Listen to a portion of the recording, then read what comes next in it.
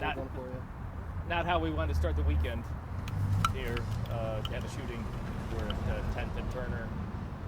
A couple minutes before 2 p.m., we got a 911 call of a person shot in a vehicle.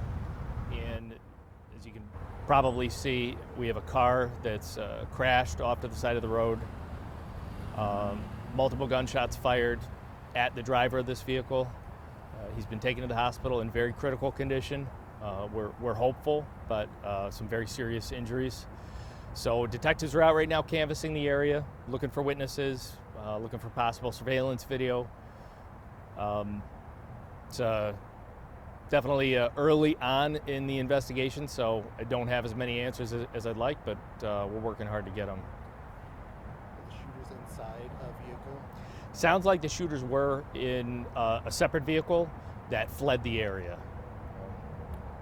Any indication, is this area significant for anyone involved in this? Well, I'll tell you, so preliminarily, the investigation, one of the things that we're looking at is the possibility that this is crime-related, maybe drug-related, because this is a somewhat, actually, it's a very safe area, and it's somewhat secluded from eyes. You know, there's not that much foot traffic in here. There's not that much pedestrian traffic, and there's only residences on one side of the street there.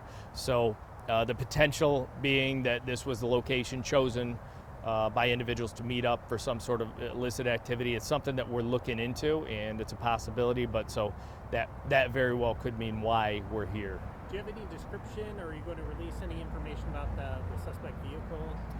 We don't have a description that we're ready to share yet, because we are still talking to potential eyewitnesses, and we want to make sure we get it right. But as soon as we have that, we certainly want to share it with you to get that information out.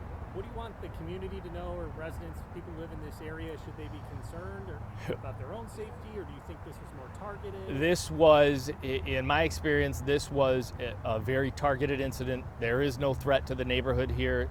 This spot was chosen just because, like I said, I believe, preliminarily speaking, of course, the investigation's early, but it looks like, from my experience, that this was a chosen meetup spot because it's a secluded area. That these individuals likely knew each other, and there's no threat to the neighborhood whatsoever. And looking at this, it's a pretty significant police presence. Are you able to tell us if is this a fairly normal amount for this kind of instance, or is this a larger response?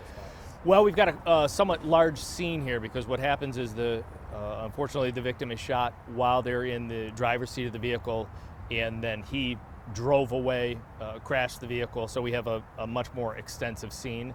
Also, we have some industrial areas here, potential for businesses to cooperate. We don't want to miss anything, so having this many officers allows us the ability to knock on all the doors that we need to knock on, and maintain what is a fairly sizable geographic area of a crime scene. Is there any indication right now how many suspects you may be dealing with? That I don't know. As far as I know, there was one car involved. There potentially could be two, but even if there was just one car, how many people can you fit in a car? Could be potentially multiple offenders. What do you want the community, if the community has any information, or they come across some video, surveillance video or something? Yeah, like that? please reach out to the police department as soon as possible.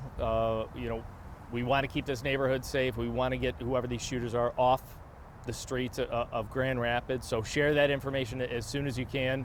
And if you're not comfortable with reaching out directly to the police department, you can call Silent Observer, you can email Silent Observer, you can text Silent Observer, all of that anonymously. So we do want that information. There's a potential that somebody is out there with really the clue that we need to make an arrest on this case as soon as possible. And just seeing this happen in broad daylight by a major interstate with, you can kind of Sure. see quite a bit driving by. I mean, how brazen is that? Well, I would say it's pretty brazen, and my first concern when I heard about this and the location and the fact that it was an individual in a vehicle, one of my biggest fears is that we get some sort of random shooting where we don't have a motive, where the person was just driving along and shot.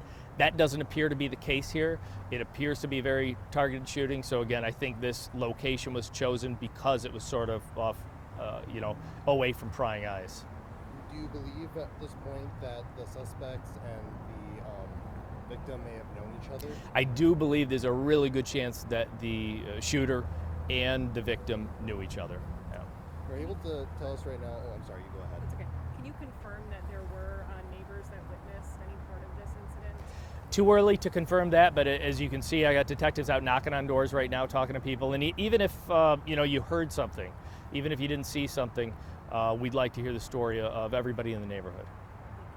Are you able to give the information right now? Who called 911? Was it a neighbor or a witness? I know who called 911, but I'm not ready to share that publicly yet. Yeah, partly just to ensure everybody's safety, and you got to feel comfortable calling 911 and know that I'm not going to immediately go on TV and give that information out. So, yeah, but everybody that has contacted the police department so far has been very cooperative and helpful. Yeah. Anybody else? Thank you. Thanks, guys. Appreciate you.